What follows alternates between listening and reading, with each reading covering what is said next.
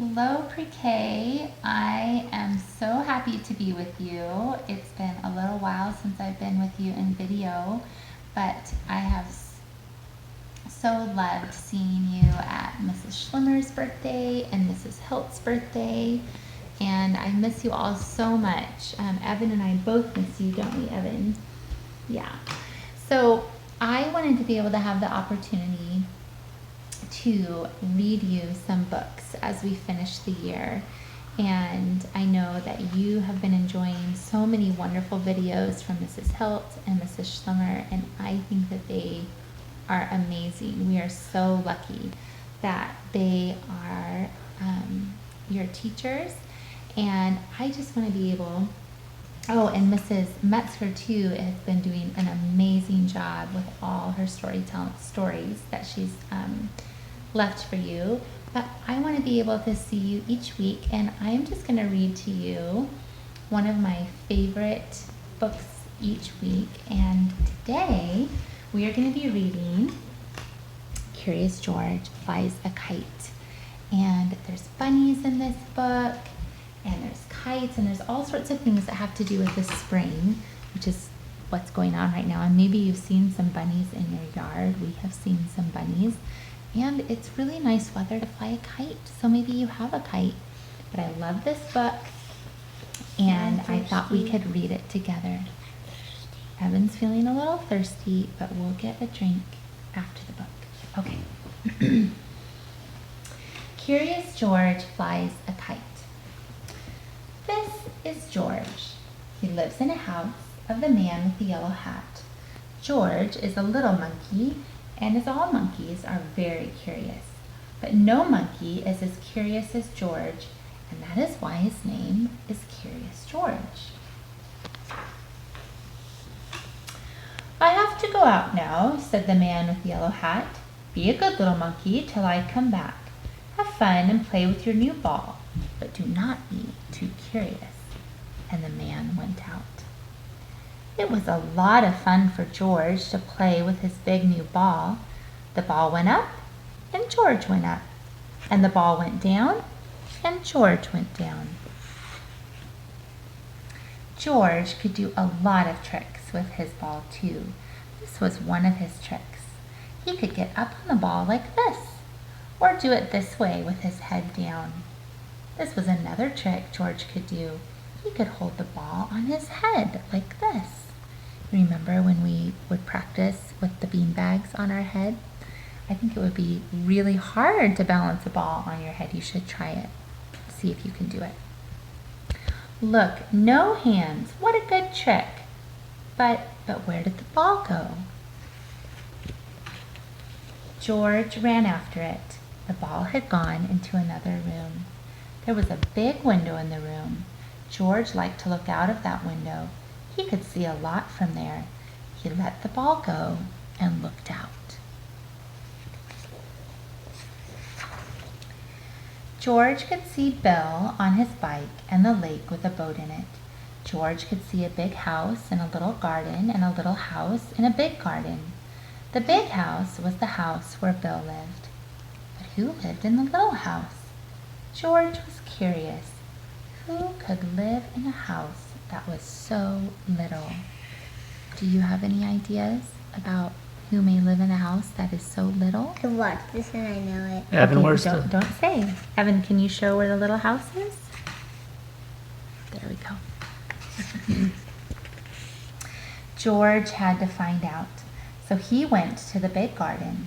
The garden had a high wall, but not too high for a monkey. George got up on the wall. All he had to do now was jump down. So George jumped down into the big garden. Now he could take a good look at the little house. And what did he see? A big white bunny and a lot of little bunnies. George looked and looked and looked. Bunnies were something new to him. How funny they were. The big bunny was Mother Bunny. She was as big as George, but the little bunnies were so little that George could hold one of them in his hand, and that is what he wanted to do. How could he get a bunny out of the house? A house must have a door to get in and to get out.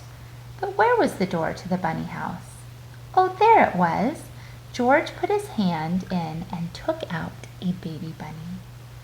What fun it was to hold a baby bunny.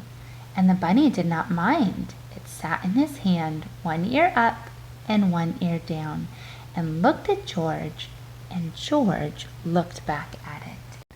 Now he and the bunny could play in the garden. They could play a game. They could play Get the Bunny. George would let the bunny hop away, and then he would run after it and get it back. George put the bunny down. Then he looked away. 1, 2, run! The bunny was off like a shot. George did not look. Now he had to wait a little. 1, 2, 3, 4. He waited. Then George looked up. Where was the bunny? He could not see it. Where was it? Where had it gone? George looked for it here, and he looked for it there. He could not find it. Where was the bunny? It could not get out of the garden.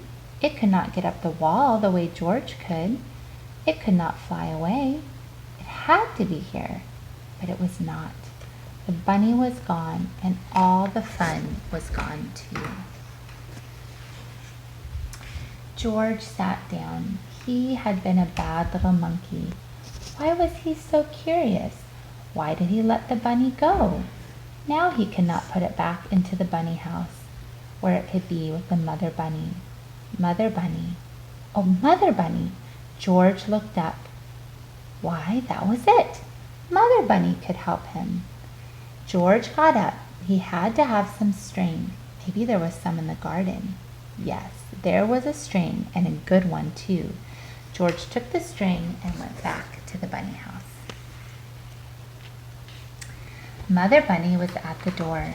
George let her out and put the string on her, and Mother bunny knew what to do. Away she went with her head down and her ears up. All George could do was hold the string and run after her.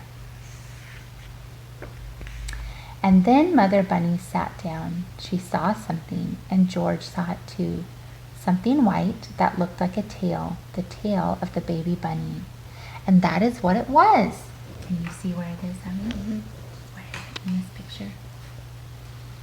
But where was the rest of the bunny? It was down in the hole. A bunny likes to dig a hole and then go down and live in it. But this bunny was too little to live in a hole. It should live in a bunny house. So George got hold of the little white tail and pulled the baby bunny out. Then they all ran back to the bunny house. George did not have to put a string on the baby bunny. It ran after its mother all the way home. George took the string off Mother bunny and helped them back into the house. Then Mother bunny and all the little ones lay down to sleep. George looked at them. It was good to see the baby bunny back where it should be. And now George would go back to where he should be. That's right, because he was supposed to stay, wasn't he? The man with the yellow hat had told him to stay, and he shouldn't have messed with the bunnies, but I'm so glad that they're all back together. When he came to the wall, he could see something funny in the back of it. It's right here. George got up on the wall to find out what it was. He saw a long string on a long stick. A fat man with a long stick in his hand. Man. What could the man do with a stick that long? George was curious. The fat man was on his way to the lake, and soon George was on his way to the lake too. You know, that's the word describing the man in the book, but we tell our kids that we don't say that about people. I'm going to say kid. Well, we don't comment on people's size. So we can just say the man. The man took a hook out of his box, put it on a string, and then put something on the hook. What do you think he put on the hook? Hmm. Food? Maybe you have an idea of what he put on the hook. Let's see. Then the man let the string down into the water and waited. Now George knew the string on the stick was to fish with. When the man pulled the string out of the water, there was a big fish on the hook. Let me make sure that I didn't skip a page. Okay, maybe. No, that's right. George saw the man pull one fish after another out of the lake till he had all the fish he wanted. What fun it must be to fish! George wanted to fish too. Maybe you have gone fishing sometime with your family. It's a lot of fun. It takes patience because you have to wait there, but it's super fun when a fish grabs on. And you know what I think that he put on the end of the line, even though we didn't see it? It's probably a worm, because that's what fish like to try to eat. Well, worms could be dead. Yeah. George wanted to fish too. He had his string. All he needed was a stick, and he knew where to get that. George ran home as fast as he could. In the kitchen, he took the mop off the kitchen wall. The mop would make a good stick. Now George had the string and the stick. He was all set to fish. Or was he? Not yet. George had to have a hook, and on the hook something that fish liked to eat. Fish would like cake, and George knew where to find some. But where could he get a hook? Why, there was a hook for the mop on the kitchen wall. It would have to come out. It's not a hook. With the hook on the string and the string on the stick and the cake in the box in his hand, George went back to the lake. George sat down, put some cake on the hook, and let the line down into the water. Now he had to wait, just as the man had waited. George was curious. Oh, this is so fun. Now we can see all the fish underneath the water. The fish were curious too. All kinds of fish came to look at the line. Big fish and little fish. Fat fish and thin fish. Red fish and yellow fish and blue fish. One of them was near the hook.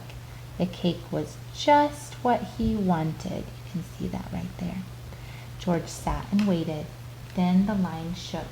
There must be a fish on the hook. George pulled the line up. The cake was gone, but no fish on the hook. Too bad. George put more cake on the hook. Maybe this time he would get a fish. But no, the fish just took the cake off the hook and went away. Well, if George could not get the fish would not get the cake. George would eat it. He liked cake too. He would find another way to get a fish. George looked into the water. That big red one there with the long tail. It was so near, maybe he could get it with his hands. George got down as low as he could and put out his hand. Bad idea. Oh no! Splash! Into the lake he went. The water was cold and wet, and George was cold and wet too. This was no fun at all. When he came out of the water, Bill was there with his kite. "My, you are wet," Bill said. "I saw you fall in, so I came to help you get out. Too bad you did not get a fish, but it is good the fish did not get you." "Now I can show you how high my kite can fly," Bill went on. He put his bike up near a tree, and they ran off. There was a lot of wind that day, and that was just what they needed. The wind took the kite up fast. George was too little to hold it in this wind. A kite that big could fly away with him, so Bill had to hold it. George saw the kite go up and up and up. What fun it was to fly a kite. They let the kite fly for a long time till Bill said, "I will get the kite down now. I must go home, and you should too." But when Bill pulled the string in, the kite got into the top of a high tree. Bill could not get it down. "Oh, my fine new kite! I could not let go of it. I must have it back," Bill said. "The tree is too high for me." George. Who do you think might help him get the kite out of the tree? You think maybe George? Do monkeys climb? Yes. But no tree was too high for George. He went up to the top in no time. Then little by little, he got the string out of the tree. You see George up there. Yeah. Down he came with the kite and gave it back to Bill. "Thank you, George. Thanks a lot," Bill said. "I am so happy to have the kite back. Now you may have a ride home on my bike. I will run back to the lake and get it. You wait here for me with the kite, but do not let it fly away." George looked at the kite. Then he took the string in his hand. He knew he could not fly the kite in this wind, but maybe he could let it go up just a little bit. George was curious. He let the string go a little, and then a little more, and then a little more, and then a little more. When Bill came back, there was no kite, and there was no George. "George," he called, "where are you?" Then he looked up. There they were, way up in the sky. Bill had to get help fast. Bill would go to the man with the yellow hat. The man would know what to do. "George is not here," said the man with the yellow hat when Bill came. "Have you seen him?" "George and my kite are up in the sky near the lake," Bill shouted. "I came to—" But the man did not wait to hear any more. He ran to his car and jumped in. "I will get him back," he said. "I must get George back." All this time, the wind took the kite up and George with it. It was fun to fly about in the sky, but when George looked down, the fun was gone. He was up so high that all the big houses looked as little as bunny houses. George did not like it a bit. He wanted to get down. But how? Not even a monkey can fly from the sky. George was scared. What if he never got back? Maybe he would fly on and on and on. Oh, he would never, never be so curious again if just this one time he could find a way to get home. Hum, hum. What was that? George could hear something, and then he saw something fly in the sky just like the kite. It was a helicopter, and in the helicopter, hurrah, was the man with the yellow hat. Down from the helicopter came a long line. George got a hold of it, and the man with the yellow hat pulled him up. George held on to the kite, for he had to give it back to Bill. "I am so happy to have you back, George," said the man with the yellow hat. "I was scared, and you must have been scared too. I know you will not want to fly a kite again for a long, long time. You must give it back to Bill when we get home." "Hurrah!" Bill shouted when George came to give him the kite. "George is back, and my kite is back too." And then Bill took George by the hand and went with him into the little garden. And from the little garden into the big garden where the bunny house was. "Here is one of my baby bunnies," Bill said. "Take it. It is for you. A baby bunny for George." George took it in his hands and held it way up. It was his bunny now. He could take it home with him. And that is what he did. And that is the end of our story today. Curious George flies a kite. Kite. You know what I like about the way that it ended with the bunnies is that George had permission from Belle to get a bunny, and he had gone about things the right way. George, if you read some of these other books, gets into quite a little bit of mischief because of his curiosity. But I love his books, and I was glad to share one with you today. So I will see you next week for another book. Evan, you say goodbye to your friends? Bye. All right. Bye, Pre-K. I miss you. I love you all. Bye.